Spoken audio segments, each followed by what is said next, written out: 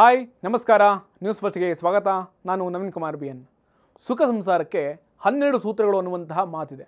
ಆದರೆ ರಾಯಚೂರಿನಲ್ಲಿ ಹೆಣ್ಣು ಕೊಟ್ಟಂತಹ ಮಾವನೊಬ್ಬ ಅಳಿನಿಗೆ 12x3 ಅಂದರೆ 36 ಕಂಡೀಷನ್ಗಳನ್ನು ಹಾಕಿಬಿಟ್ಟಿದ್ದಾನೆ. ಈ ಎಲ್ಲ ಷರತ್ತು ಒಪ್ಪಿದರೆ ಮಾತ್ರ ಮಗಳನ್ನು ಅಳಿಯನ ಜೊತೆಗೆ ಕಳಿಸ್ತೀನಿ ಅಂತ ತಾಕೀತು ಮಾಡಿದ್ದಕ್ಕೆ ಅಳಿಯ ಫುಲ್ ಕಂಗಾಲಾಗೋಗ್ಬಿಟ್ಟಿದ್ದಾನೆ. ಇವರ ಹೆಸರು ಬ್ರಹ್ಮಾನಂದ ಅಂತ. ಆದರೆ ಈ ವ್ಯಕ್ತಿಗೆ ಸಂಸಾರದಲ್ಲಿ ಆನಂದವೇ ಇಲ್ಲ. ಯಾಕಂದರೆ ಆಂಧ್ರ ಪ್ರದೇಶದ ಅನಂತಪುರ ಜಿಲ್ಲೆಯ ರಾಯದುರ್ಗ ತಾಲೂಕಿನ ಬ್ರಹ್ಮಾನಂದ ಅವರು 2021ರಲ್ಲಿ ಮದುವೆಯಾದರು. ಆದರೆ ಮದುವೆಯಾಗಿ ಹೆಂಡತಿ ಜೊತೆಗೆ ಸಂಸಾರ ಸಾಗರದಲ್ಲಿ ಮಿಂದೇಳುವಂಥದ್ದೇ ಆಗಲಿಲ್ಲ. ಇದಕ್ಕೆ ಕಾರಣ ಹೆಣ್ಣು ಕೊಟ್ಟಂತಹ ಮಾವ. ಹೌದು, ಅಳಿಯನಿಗೆ 36 ಷರತ್ತನ್ನು ಹಾಕಿದಂತಹ ಮಾವನ ಹೆಸರು ವಿನ್ನಿ ಉದಯ್ ಕುಮಾರ್ ಅಂತ. 2 ಕುಟುಂಬಗಳು ಪರಸ್ಪರ ಒಪ್ಪಿ ಬ್ರಹ್ಮಾನಂದನಿಗೂ ರಾಯಚೂರಿನ ಉದಯ್ ಕುಮಾರ್ ಮಗಳಿಗೂ ಕೋವಿಡ್ ಟೈಮ್ನಲ್ಲೇ ಅಂದರೆ 2021ರಲ್ಲಿ ಮದುವೆ ಮಾಡಿಕೊಟ್ಟಿದ್ರು. ಇಬ್ಬರ ದಾಂಪತ್ಯಕ್ಕೆ ಗಂಡು ಮಗುವೊಂದು ಸಾಕ್ಷಿಯಾಗಿದೆ. ಎಲ್ಲವೂ ಸರಿಯಾಗಿಯೇ ಇದ್ದಾಗ ಮಾವ ಸುಂಟರ ಗಾಳಿಯಂತೆ ಎಂಟ್ರಿ ಆಗಿದ್ರು ಅಂತ ಅಂತಾರೆ ಬ್ರಹ್ಮಾನಂದ ಅವರು. ಒಂದಿನ ರಾಯದುರ್ಗಕ್ಕೆ ಬಂದಂತಹ ಮಾವ ಉದಯ್ ಕುಮಾರ್ ಅವರು ಹೆಂಡತಿಯನ್ನು ಕರೆದುಕೊಂಡು ಹೋಗ್ಬಿಟ್ರು. ಅವೆಲ್ಲ ಆಗಿ 3 ವರ್ಷಗಳಾದರೂ ಕೂಡ ಹೆಂಡತಿ ಹಾಗೂ ಮಗುವನ್ನು ಮಾತಾಡೋಕೆ ಬಿಡಿ, ಅಟ್ಲೀಸ್ಟ್ ನೋಡೋಕೆ ಕೂಡ ಬಿಡ್ತಾ ಇಲ್ಲ ಅಂತ ಆರೋಪವನ್ನು ಮಾಡ್ತಾ ಇದ್ದಾರೆ. ಅಲ್ಲದೆ ಮಗಳನ್ನು ಕಳಿಸ್ಬೇಕು ಅಂತಂದರೆ ಅಳಿಯನಿಗೆ 30ಕ್ಕೂ ಹೆಚ್ಚು ಕಂಡೀಷನ್ಗಳನ್ನು ಹಾಕಿದಾರಂತೆ. ಅವುಗಳು ಯಾವ್ಯಾವು ಅಂತಂದರೆ, ಕಂಡೀಷನ್ ನಂಬರ್ 1, ಮನೆಯಿಂದ ಆಚೆ ಬಂದು ಬಾಡಿಗೆ ಮನೆಯಲ್ಲಿ ಜೀವನವನ್ನು ಮಾಡಬೇಕು. ಸಂಸಾರಕ್ಕೆ ಬೇಕಾಗುವಂತಹ ವಸ್ತುಗಳು ಖರೀದಿ ಮಾಡಬೇಕು. ಸ್ವತಂತ್ರವಾಗಿ ಬಾಳು ಬದುಕಿದ್ರೆ ನನ್ನ ಮಗಳನ್ನು ಕಳಿಸ್ತೀನಿ, ಇಲ್ಲ ಅಂದರೆ ಮಗಳನ್ನು ಕಳಿಸೋದಿಲ್ಲ. ಕಂಡೀಷನ್ ನಂಬರ್ 2, ಪ್ರತಿ ತಿಂಗಳ ಇನ್ಕಮ್ ಸಂಪಾದನೆಯ ಲೆಕ್ಕಪತ್ರ ನನಗೆ ತೋರಿಸಬೇಕು. ನನ್ನ ಮಗಳ ಭವಿಷ್ಯಕ್ಕೆ ನಾನು ದಾಖಲೆ ಕೇಳ್ತಾ ಇದ್ದೀನಿ. ಕಂಡೀಷನ್ ನಂಬರ್ 3, ಸಾಧಾರಣವಾಗಿ ಎಲ್ಲರಂತೆ ಬಾಳಬೇಕು, ಎಲ್ಲದರಲ್ಲಿ ಭಾಗವಹಿಸಬೇಕು, ಅವರು ಬೇಡ ಇವರು ಬೇಡ ಅಂತ ಹೇಳಬಾರ್ದು. ಕಂಡೀಷನ್ ನಂಬರ್ 4, ಎಲ್ಲರಿಗೂ ಮರ್ಯಾದೆ ಕೊಡಬೇಕು, ಮರ್ಯಾದೆಯಿಂದ ಮಾತಾಡಬೇಕು, ಏಕವಚನವನ್ನು ಬಳಸಬಾರ್ದು.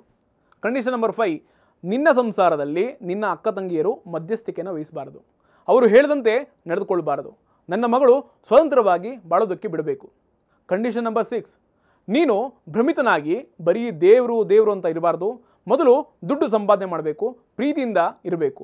ಕಂಡೀಷನ್ ನಂಬರ್ 7, ಮಗಳು ರಾಯದುರ್ಗ ಬಂದ ಮೇಲೆ ಹಿಂಸೆ ತೊಂದರೆ ಕೊಡಬಾರ್ದು, ಅನಾಹುತವಾದರೆ ಅದಕ್ಕೆ ನೀನೇ ಹೊಣೆಗಾರಿಕೆ, ನಿನ್ನ ಕುಟುಂಬಸ್ಥರೇ ಹೊಣೆಗಾರಿಕೆ ಆಗ್ತಾರೆ. ಕಂಡೀಷನ್ ನಂಬರ್ 8, ಮದುವೆಗೂ ಮುಂಚೆ ನೀನು ದಿನಕ್ಕೆ 5,000ದಿಂದ 8,000 ರೂಪಾಯಿ ದುಡಿತೀನಿ ಅಂತ ಹೇಳಿದ್ದೆ.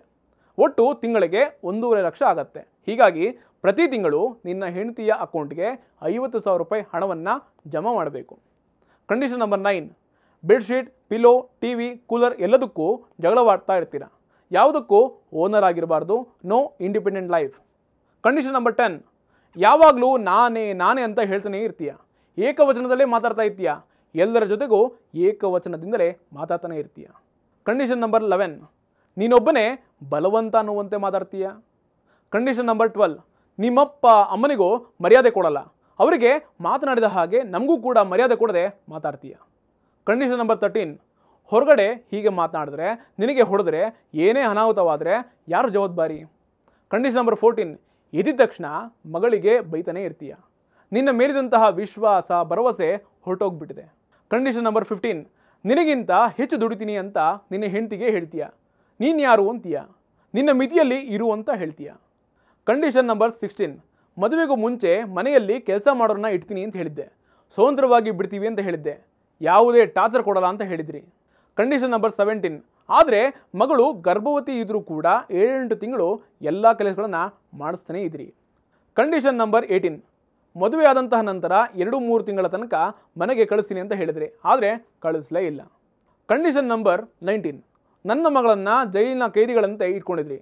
ಕಂಡೀಷನ್ ನಂಬರ್ 20, ತಂದೆ ತಾಯಿ ಇಲ್ಲದೆ, ಕುಟುಂಬಸ್ಥರು ಬಂಧು ಬಳಗ ಯಾರೂ ಇಲ್ಲದೆ ಮದುವೆ ಮಾಡಿಕೊಡೋದಕ್ಕೆ ಒಪ್ಕೊಂಡಿದ್ವಿ. ಕಂಡೀಷನ್ ನಂಬರ್ 23, ಮಗಳು ಆರಾಮಾಗಿ ಇರದಿದ್ದರೂ ಚಿಂತೆ ಮಾಡದೆ ನಿಮಗೋಸ್ಕರ ಎಲ್ಲ ರೀತಿಯಲ್ಲೂ ಕೂಡ ಕೆಲಸವನ್ನು ಮಾಡ್ಕೊಂಡಿದ್ದಾಳೆ, ಮಾಡಿಸ್ಕೊಂಡಿದ್ದೀರಾ. ಕಂಡೀಷನ್ ನಂಬರ್ 24, ಅವಳನ್ನು ಎಲ್ಲಿಯೂ ಹೊರಡೆ ಬೀಳಲೇ ಇಲ್ಲ. ಕಂಡೀಷನ್ ನಂಬರ್ 25, BK ರಾಜಶೇಖರ್ ಕುಟುಂಬ ಹಾಗೂ ವಿನ್ನು ಉದಯ್ ಕುಮಾರ್ ಕುಟುಂಬ ಈ ಎಲ್ಲ ಷರತ್ತುಗಳನ್ನು ಒಪ್ಕೊಂಡಿದ್ರು.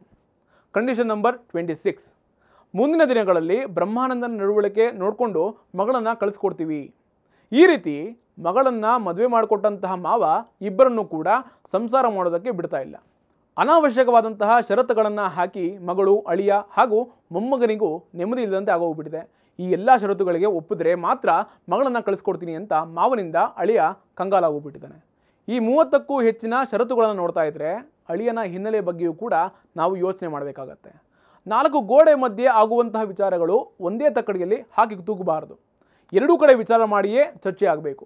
ಆದರೆ ಮದುವೆಯಾದಂತಹ 1 ವರ್ಷದಲ್ಲೇ ಏನಾಯಿತು ಅನ್ನೋದು ಈಗ ಬಯಲಾಗಬೇಕು ಅಂತ ಮಾವ ಹಾಗೂ ಮಗಳ ಆ್ಯಂಗಲ್ನಲ್ಲಿ ಜನ ಕಾಮೆಂಟ್ ಮಾಡ್ತಾ ಇದ್ದಾರೆ. ಗಂಡ ಹೆಂಡತಿ ಜಗಳ ಉಂಡು ಮಲಗೋವರೆಗೆ ಅಂತಾರೆ. ಆದರೆ ಹೆಣ್ಣು ಕೊಟ್ಟಂತಹ ಮಾವ ಮಾತ್ರ ಗಂಡನ ಮನೆಗೆ ಕಳಿಸೋದಕ್ಕೆ ಹಿಂದೇಟಾಗ್ತಾ ಇದ್ದಾರೆ.